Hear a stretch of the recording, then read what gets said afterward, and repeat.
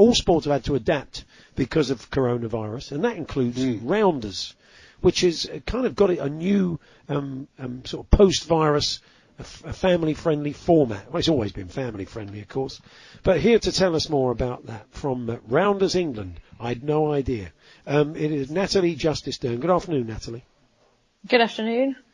Yeah, it's quite interesting. You've quite fundamental difference in your small rounders game, because it's no longer a diamond; it's a triangle. Yeah, I mean, I think rounders is a game that's can be played in lots of different ways. Everybody has got their own version, which is probably one of the beauties of the game. And so obviously what we've done here is just thought, okay, as before the recent restrictions were lifted a little bit, how can we get families out? Because we know that families just love playing rounders. So it was just, it was a bit of fun really, just to put out there, just some ideas on a bit like jumpers for goalposts really. Yeah, you've got jumpers for base posts, haven't you? Yeah. Because I think it was, we're not reinventing the wheel necessarily, are we? It is what a lot of families do. I know I do. Family, friends, when we go camping or in the park, a rounders bat or a version of, sometimes it's been a rolling pin goes out, does go out with us. So it was just putting that out there to encourage people and families to do that, especially while the weather's been beautiful. It's one of the most ancient of all sports, isn't it? I'm reading something like 1744 or something. I mean, it goes back a long way, and of course, was the inspiration for baseball, America's favourite game, I suppose, in a sense. So, and I remember playing at school. So, has it sort of had a resurgence? I think, well, that's what we're hoping. There's a lot of nostalgia around the sport. I mean, I've only been chief exec there since September last year. But as a governing body, it's been around a long time, as a sport even longer. I don't come from a rounders background. I did, like most people in Great Britain, I played it at school. It's kind of a little bit like the best kept secret, because it's played in more schools than we know about, as the national governing body. And there's around about 800 teams, adult teams, that play up and down the country all throughout the year, obviously majority in the summer. And it's one, I mean, if I had £1 for everybody that says I hated sport at school but I love rounders, then we'd probably one of the richest sports.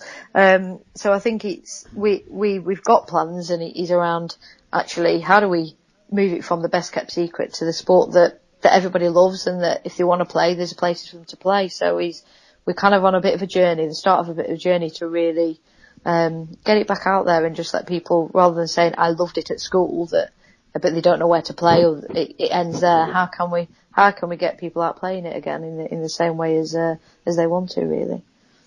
How many leagues are there around the country?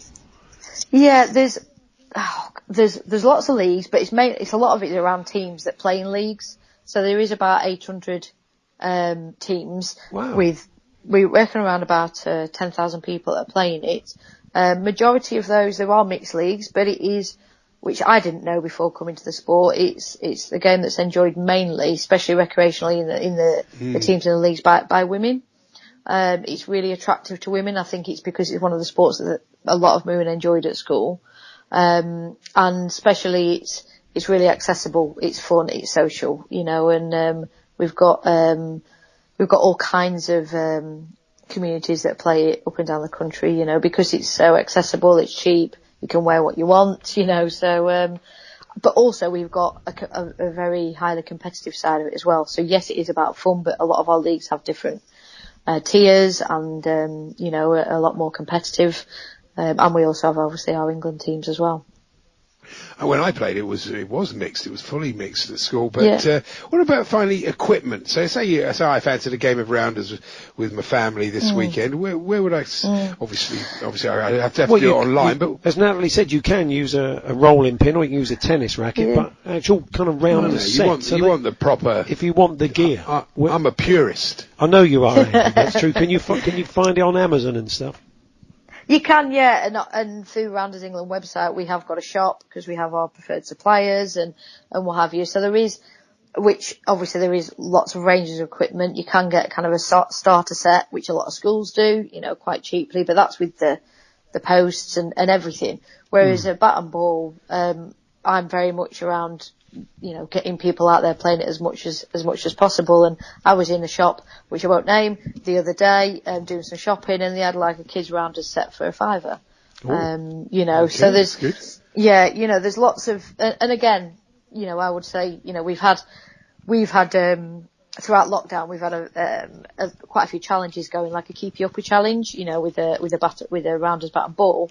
And the person that won that started off with a rolling pin in the back garden, and then they ended up getting a bat sent to them, and then they won with about 500 odd, which was amazing. So you can play it. I'm very much around how can we get people playing some form of rounders, because if people then just fall in love with it, as most people do, then they can move through and play it with proper equipment and do things as to whatever level they want to, really. Good stuff. Good to talk to you, Natalie. Thanks very much. No, that's great. Thank you.